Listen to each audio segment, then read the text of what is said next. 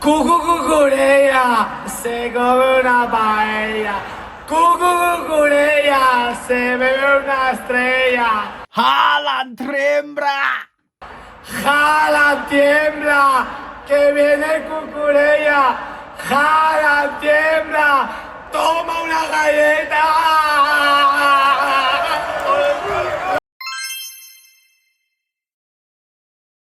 Now, my honest opinion about that song is I think that is Kukurea's grandmother's kind of, good night lullaby that she used to sing for Kukurea. She sang it for all of us to hear. Well, minus the Holland part. But alcohol is not a good thing, my friends.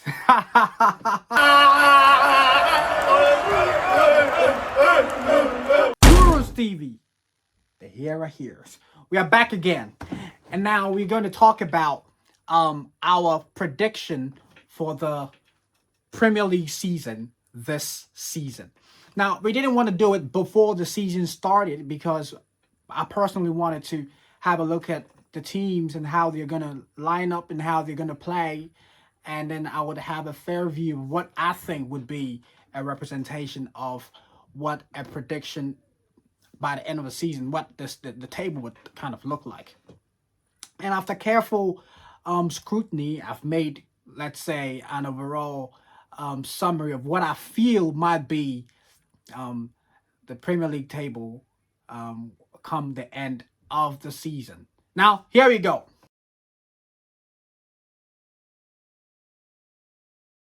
Now, obviously, if you're going to talk about the top four, the champions, especially the champions, are champions who have retained their title for the last 4 seasons. Obviously, they would start as favorites. So I think it is very likely that Pep Guardiola and his boys retain their title one more time. Especially right now that we have Gundogan coming back, behind the scenes. With Gundogan, he's definitely going to strengthen their side and give them more options, especially at times where Kevin De Bruyne cannot be available. I think City are still favorites. Now, I know a player like Julian Alvarez has left the team and has joined Atletico Madrid. Yeah, but I still have this inherent inkling that it might be still City's trophy to take at the end of the season. I know a lot of people are going to make a case for Arsenal. And Arsenal lost it on the first time and lost it on the second time. And people think that because it's the third time, it might do the charm. Now, a lot of people like to associate football with these kind of, superstition and kind of historical precedents. Pep Guardiola doesn't play with all that. He's not that kind of man. He just wants to win. And I can assure you, he will still have it in him to go one more time. And I think, personally, this is what I feel. I feel like he's taking anger out on everyone else. Because when he was in Barcelona, when he was in Germany, a lot of people said he couldn't do it in the Premier League. And now he's out to show everyone that, okay, I'm going to monopolize this league. And by the time I leave here, you have my name written on the league.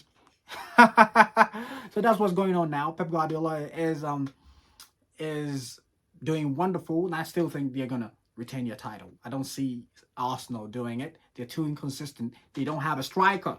You see, I love Arsenal. I would have loved some variety in terms of who the Premier League champion would be, but Arsenal lack, a clinical finisher.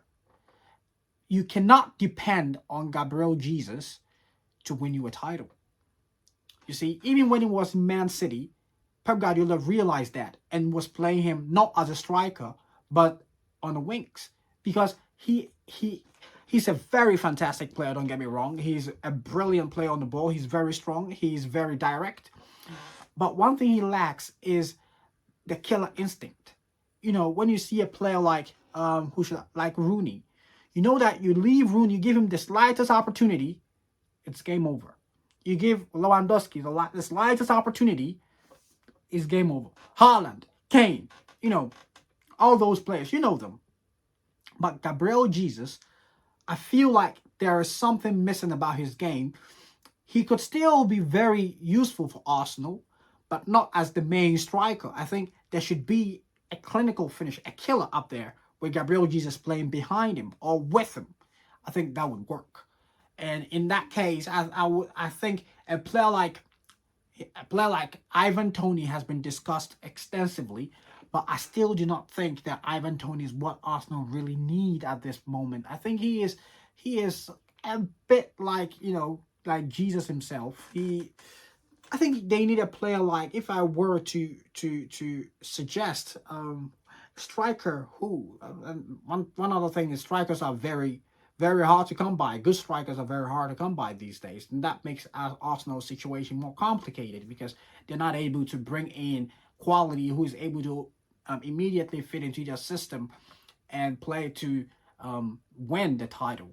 So I couldn't give you a name, but I could definitely tell if one of you could recommend a name.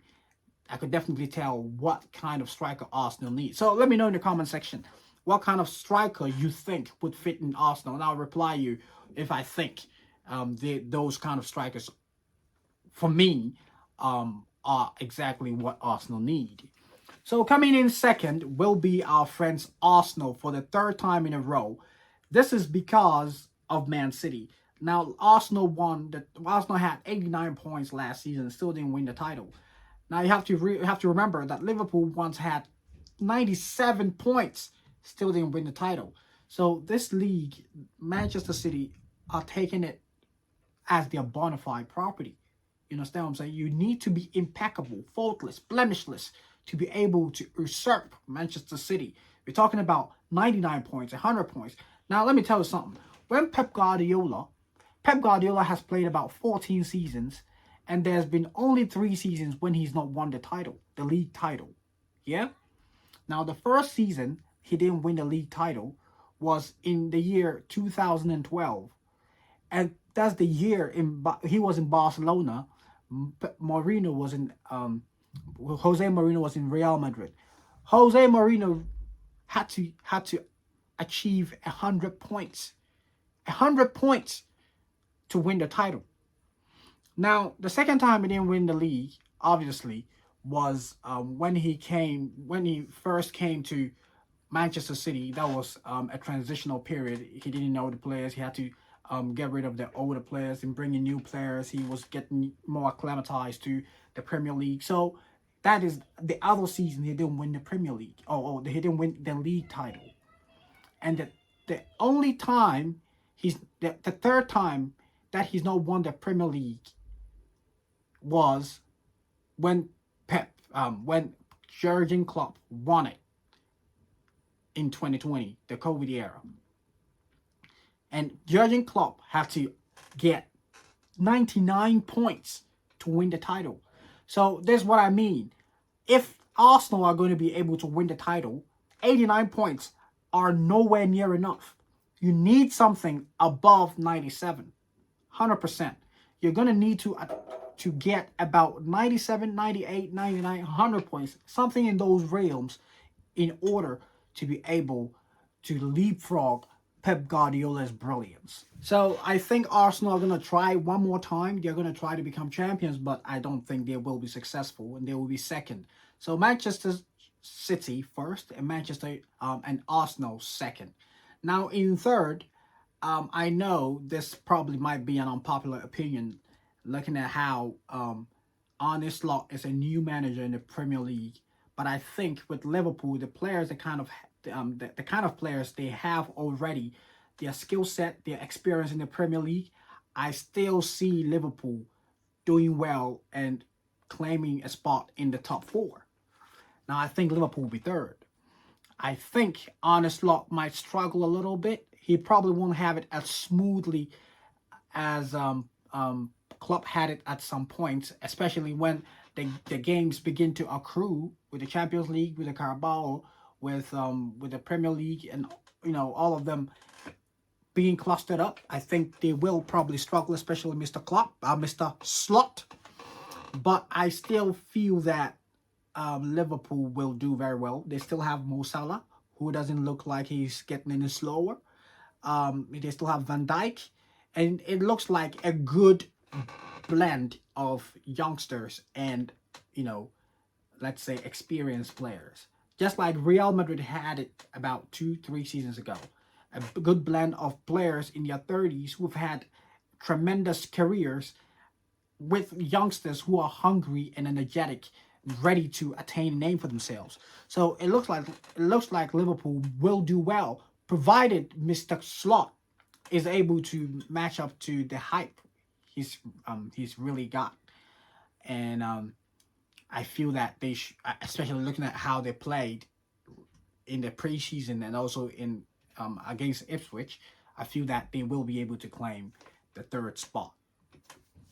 And there's been lots of brouhaha about how Mr. Slot or Liverpool at large as a club have not been able to sign any players.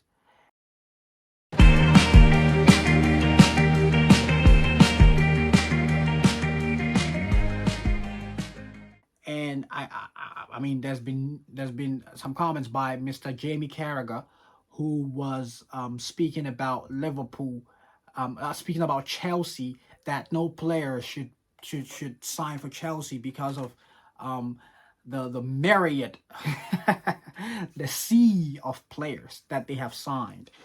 But some fans have also retorted that it's because he's probably jealous that Liverpool have not been able to sign anyone. And that's really a problematic area. Why is Liverpool not really attractive to players, but Chelsea is? What is going on?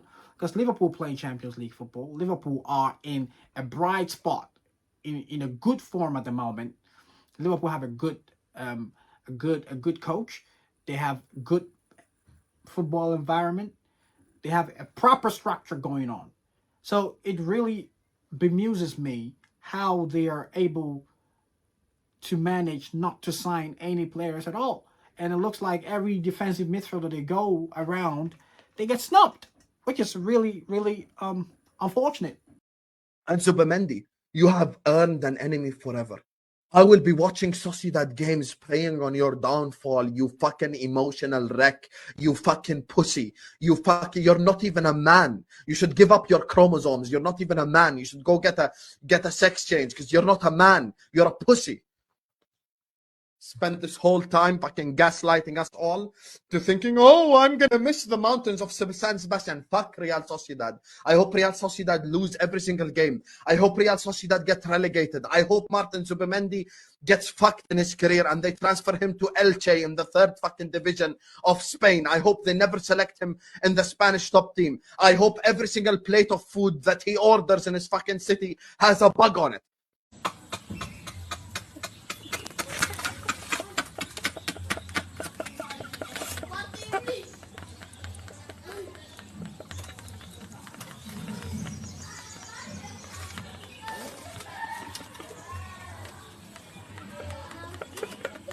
So, as usual, fourth place is usually at getting to the end of the season. It becomes one of the most contentious spots in the Premier League, especially in recent years, where Pep Guardiola and his boys have made the top spot theirs. So I feel like in fourth place, there is going to be fought by a couple of teams, a number of teams. I see Aston Villa, I see Tottenham, I see Newcastle, I see Manchester United, and I see Chelsea. Now, I originally wouldn't have included Chelsea because of all the, chaos around their signings that's going on at the moment. But after seeing how they played against the champions, Manchester City, who are the best team by far in the Premier League, I've had a bit of faith in Chelsea now. I feel like they may be able to do something. I mean, they played really beautiful football, and you could see proper structure, proper progression of the ball, a clear tactical idea of what they wanted to express Now, obviously, that was the first Premier League game of the coach, so it will definitely not be as brilliant as he would hope, but it was still something to write home about. Looking at how they played, it was. I'm not saying it's okay that they lost, but I'm saying that Chelsea exceeded my expectation personally, because I didn't expect them to match Manchester City boot for boot in statistics like that on the day they played, but they did. And it looks like if they were able to solve their striker problems, because Nicholas Jackson, I'm not saying he's a bad player. He could probably be a great player for a team like Brighton, but for Chelsea and the expectations Chelsea have, and the aspirations Chelsea also have with their fans, looking at the pedigree of Chelsea, they probably need a striker who is probably more deadly. Nicholas Jackson has a very great work rate, but it appears that his finishing needs some polishing. This is the second half of this match. So tell me your experience. We saw you playing inside there, running up and down. No. Don't say I'm running up and down. I'm playing pure football. So Football, buddy. The problem is that I think the referee is for them. The referee is for them.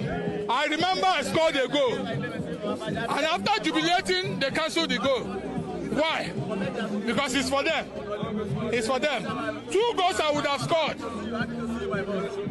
I was heading to the post. The post saw me. And I saw the post. Then immediately I shot the ball. I didn't see the post again. Is that not something? No, it's something. They are using something. Rangers boys are using something. They think we don't know. And we were hoping that he would return to this season, refreshed and replenished and ready to gun for goals. But after looking at his performance against Manchester City, it looks like it's going to be a repeat of what we saw last season.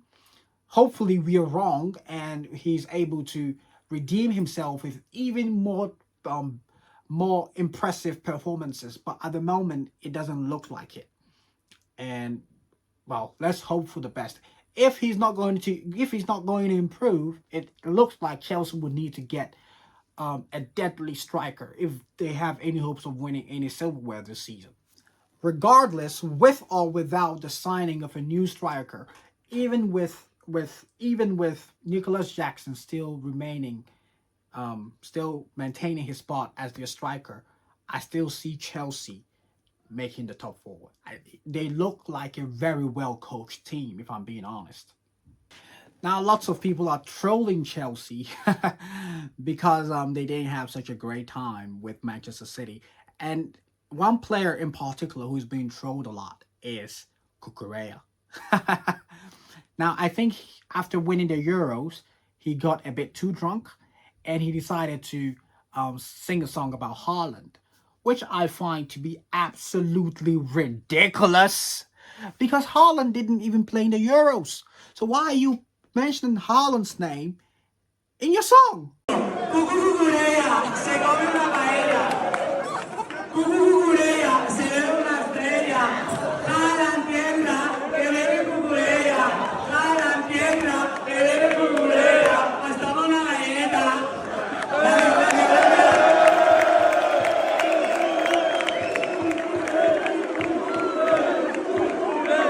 What do you dream about Haaland? So this guy, obviously Haaland scored against Chelsea, and he went past Cucurella to do that. And there was a particular scene where Cucurella, I think, kind of pulled a muscle, and he wanted Haaland to help him stretch it. And Haaland just looked down on him and was just smiling. That's just epic Haaland.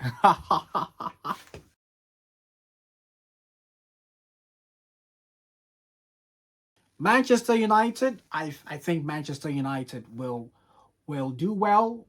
Probably not as well as their fans would hope, but I think Manchester United fans would probably take 5th for now. It looks like a team that's being rebuilt, and obviously Rome wasn't built in a day. I have my own issues with some of the choices of their manager, and I think Manchester Manchester United probably would do a lot better with a different, more experienced manager rather than Mr. Ten Hag. But I'm not saying he's a terrible manager. He probably would be a great manager for a team like West Ham. But Manchester United, with the kind of pressure, with the kind of expectations from the fans, I think the coach does not have that kind of elite sophistication. I know someone would make a case for what he did in Ajax, which was brilliant, but we need to make it very emphatically clear that Dutch football is different from Premier League football. You see, Anthony was one of the best players in Dutch football, but he comes to the Premier League and we see light years of difference.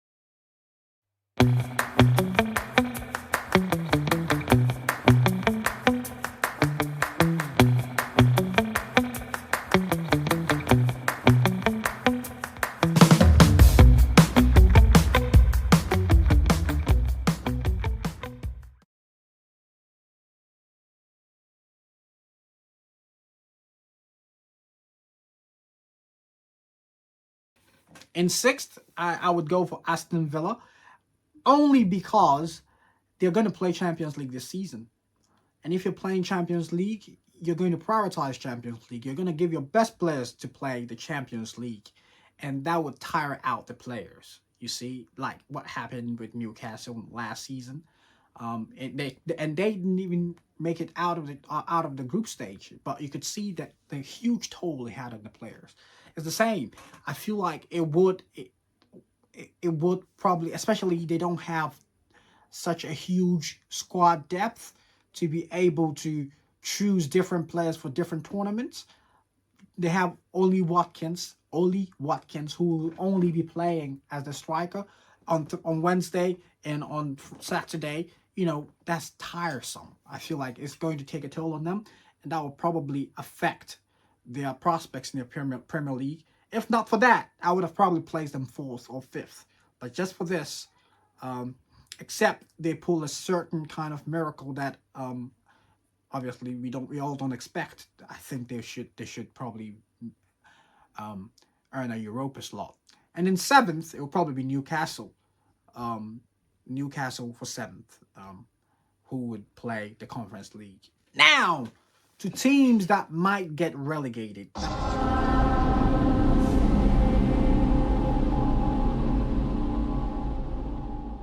Now, this is very difficult to do because nobody wishes any team to be relegated, but we're just making predictions here.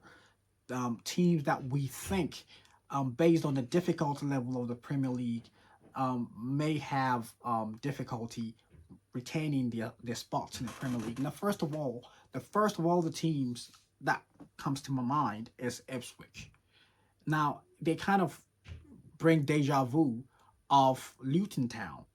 Is, you know, a team that they kind of are very comfortable in the Championship because their capacity and resources only are sufficient for that kind of Championship level.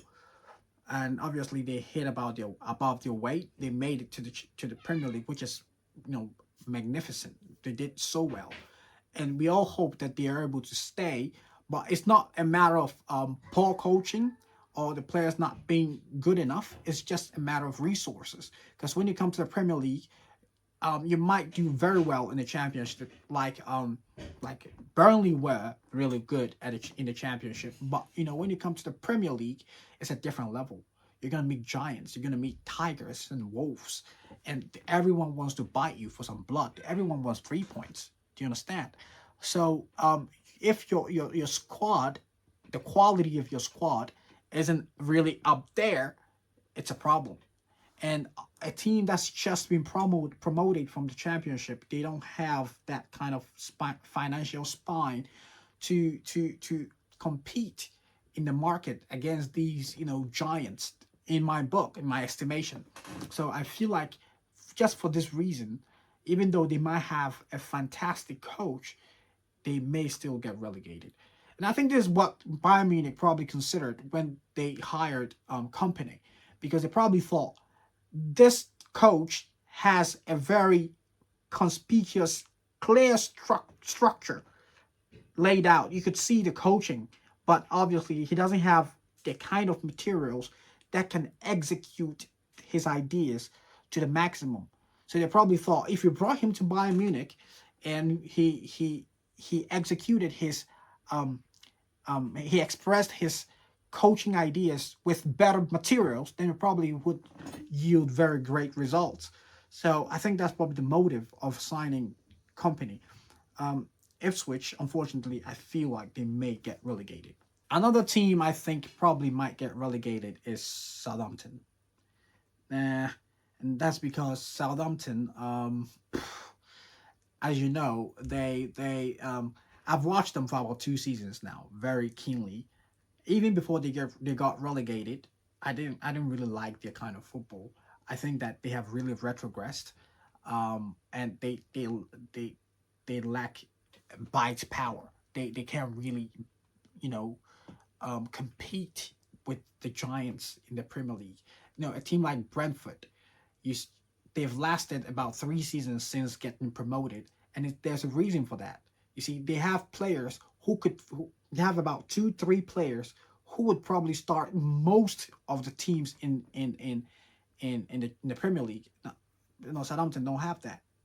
You see, so it makes it very difficult. I feel like Southampton might get relegated and they may go back until they really revamp their side.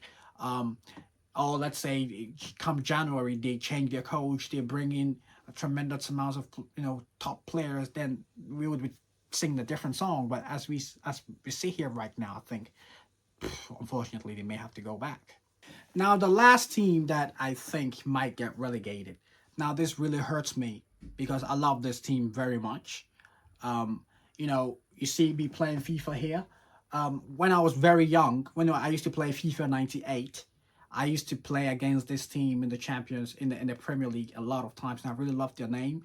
And I love the team a lot. Nottingham Forest, and they are Champions League winners. Don't forget, they've won Champions League once in the past, so they are a big club. But things have not been managed well, and it looks like they are in the descendancy. They've been able to maintain their spot in the Premier League, and they are going for another season. But with the current crop of teams in the Premier League this season, I don't see Nottingham Forest making it this season. I don't see it.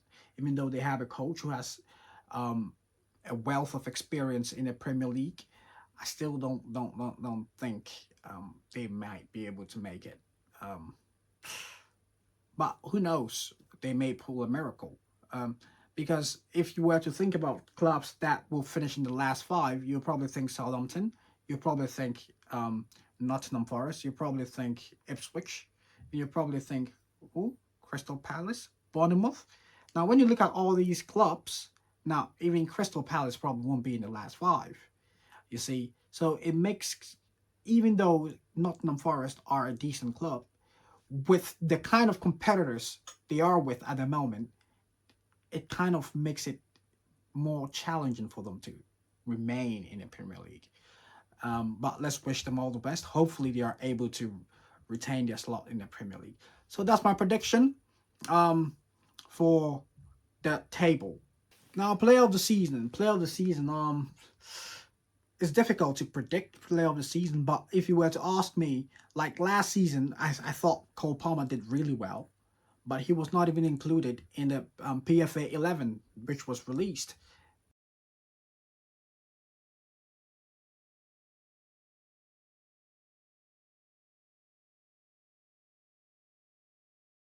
But I thought he deserved a slot over there. But sometimes it's also about what your team is able to achieve. If you do so well, like 2 seasons ago, Harry Kane was the top scorer and also the top playmaker. He won both of them, but he didn't win the PFA because his team ended up being 8th. So it really matters where your team is, what your personal or your individual performance is able to help your team achieve. And I feel that for Cole Palmer, in with this preamble in consideration, I would think the best player or the PFA player would probably come from a team like Liverpool, Arsenal, or Man City. Now, I'm leaning toward Man City more due to recent precedents. It could probably be Haaland, De Bruyne, or it could be Saka, or Odegaard, or Salah. Now, it's going to be one of these, I think. But if I were to pick one, I'd probably say De Bruyne. If he doesn't get injured, if he stays fit, we know what he's capable of. It's probably going to be De Bruyne. Once again, young player of the season. Now, last season, it was awarded to Cole Palmer. Very well deserved. I mean, no two ways about it. No questions asked. Everyone knows, you know, it was his award. But this season, is Cole Palmer going to be able to replicate his numbers last season? Some people would ask if Chelsea is going to be able to play him as the fulcrum, as the pivot, because last season all the progressions flowed through him. Is this new coach going to use the same tactic? So if you ask me about Cole Palmer, about young player of the season, I think I would go for Kobbie Mainoo. Looking at how young he is and how greatly he's performing, especially at the big stages. He's playing in Euro finals. He's playing in FA Cup finals and winning FA Cup, winning Man of the Match awards, winning Player of the FA Cup. You see, so he's that caliber of a player. As long as he doesn't get complacent, as long as he stays consistent, I think he has the wherewithal to, you know, win that award. He is that kind of player. He's really good. So I'll go for Kobbie Mainoo for Manchester United.